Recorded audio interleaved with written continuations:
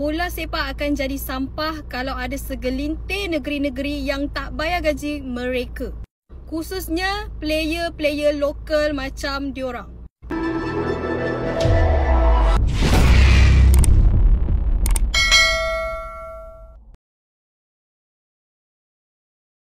Seorang wanita yang merupakan isteri kepada bekas pemain bola sepak tempatan meluahkan rasa kecewa terhadap isu gaji tertunggak yang masih belum diselesaikan walaupun suaminya telah bersara daripada arena bola sepak. Menurut wanita terbabit, sehingga kini tiada sebarang bayaran diterima walaupun suaminya sudah menggantung kasut dan tidak lagi aktif bersama mana-mana pasukan. Beliau turut mengkritik pengurusan bola sepak di Malaysia apabila masih terdapat beberapa pasukan negeri yang gagal melunaskan tanggungjawab kewangan kepada pemain.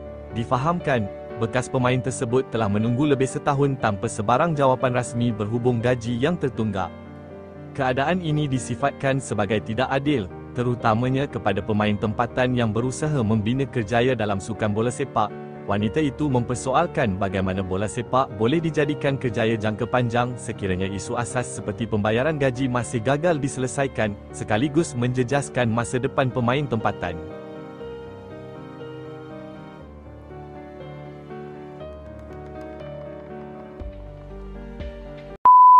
You guys know, okay, husband aku adalah player bola.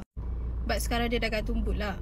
Disebabkan dia trauma sebabkan tak bayar gaji. Before this, dia main JDT and then dia dah habis kontrak. Lepas tu, dia ikut kawan dia main Kelantan FA. Kenapa aku cakap bola ni sampah? Bola sepak akan jadi sampah kalau ada segelintir negeri-negeri yang tak bayar gaji mereka. Khususnya player-player lokal macam diorang. Dan macam mana diorang nak jadikan bola sepak ni as kerjaya ataupun career kalau negeri-negeri tak ambil titik beratkan pasal gaji diorang ni?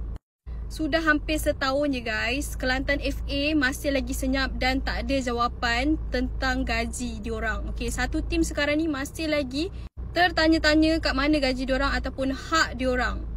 Aku rasa isu Kelantan ni bukan Kelantan saja kot. Ada lagi negeri-negeri lain yang tak bayar gaji. Sebab yelah, diorang main pakai kaki tau and then pakai tenaga. Kalau macam tu, baik diorang jadikan bola sepak ni as hobi.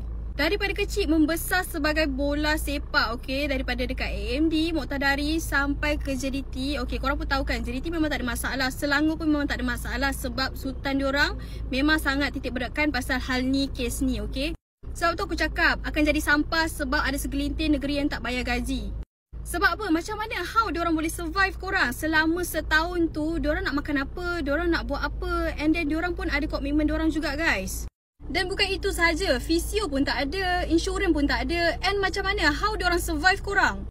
Sebab tu kalau nak tubuhkan bola sepak ni perlu sangat-sangat fikir ya. Itu saja aku nak cakap untuk Kelantan FA.